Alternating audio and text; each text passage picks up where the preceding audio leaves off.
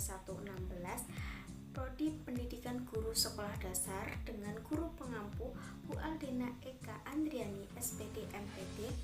Nah, pada video kali ini saya akan memaparkan terkait tentang penyimpanan bahan di laboratorium. Jangan lupa menonton. Penyimpanan bahan kimia di laboratorium. Tujuannya yaitu, pertama, untuk mengetahui sifat bahan kimia berbahaya beserta simbolnya. Kedua, untuk mengetahui jenis-jenis bahan kimia di laboratorium. Tiga, untuk mengetahui dan memahami cara penyimpanan bahan kimia di laboratorium dengan aman. Paparan singkat terkait materi.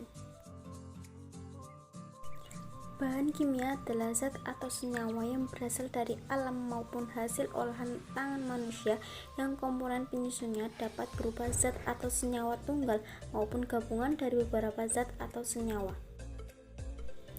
Sifat bahan kimia dan cara penyimpanannya. A. Bahan kimia beracun atau toksik.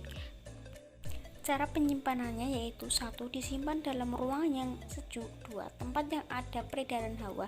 3. Jauh dari bahaya kebakaran. 4. Dipisahkan dari bahan inkompatibel, tidak dapat dicampur, harus dipisahkan satu sama lainnya.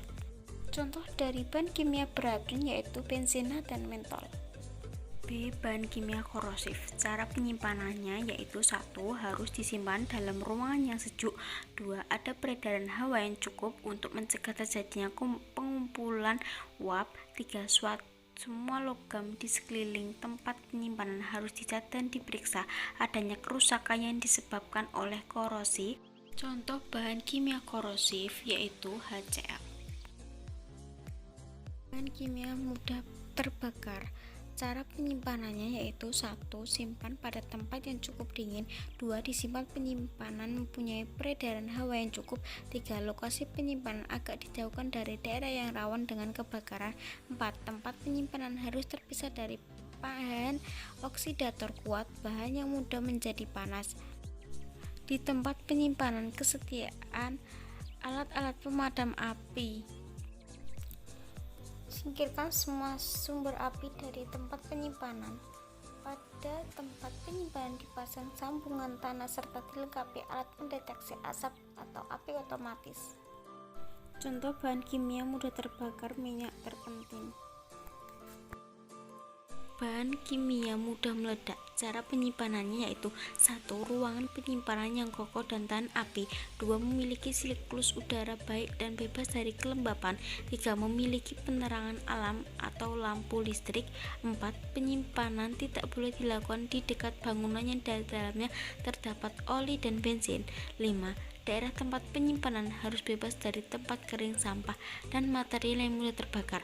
Contoh bahan kimia yang mudah terbakar adalah trinitro dan toluena. Bahan kimia oksidator. Cara penyimpanan. 1. Tempat penyimpanan harus diusahakan agar suhu tetap dingin. 2. Ada peredaran hawa. 3. Gedung harus tahan api. 4. Bahan ini harus dijauhkan dari bahan bakar atau bahan yang mudah terbakar.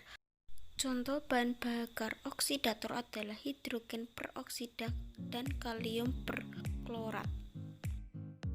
Berikut ini adalah contoh penyimpanan bahan kimia di laboratorium yang salah. Hal ini disebabkan karena penyimpanan bahan kimia tidak sesuai dengan prosedur dan masih tercampur dalam satu meja. Berikut ini adalah contoh penyimpanan bahan kimia yang benar. Hal ini dikarenakan bahan kimia ditempatkan pada lemari tertutup dan dikelompokkan sesuai dengan sifat dan jenis bahan kimia.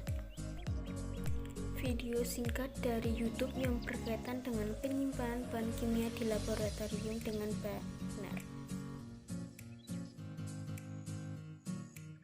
Hal yang pertama dilakukan oleh laboran adalah menggunakan jas, kacamata, masker, dan sarung tangan sebagai alat pelindung diri. Ruangan penyimpanan perlu disertai dengan ventilasi yang baik. Bahan kimia pada tempat tertutup seperti pada video tersebut. Bahan kimia disimpan di dalam lemari tertutup. Pada pintu lemari terdapat label simbol bahan kimia dan jenis bahan kimia.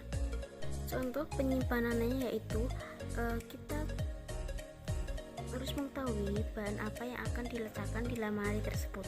Contohnya bahan kimia klorofon. Bahan kimia klorofon ini bahan kimia yang berbentuk cair dengan sifat kimia beracun.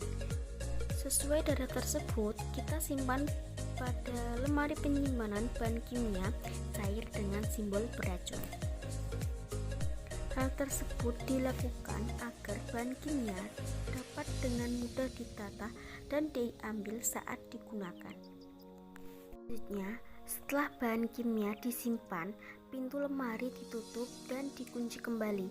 Berdasarkan video tersebut, dapat dikatakan bahwa laboran telah melakukan kegiatan penyimpanan bahan kimia dengan baik dan benar. Adapun hal-hal penting yang harus dilakukan laboran saat menyimpan bahan kimia. Yang pertama, aspek pemisahan berdasarkan sifat fisik dan kimianya. Kedua, tingkat resiko bahaya. Ketiga, pelabelan. Keempat, fasilitas penyimpanan.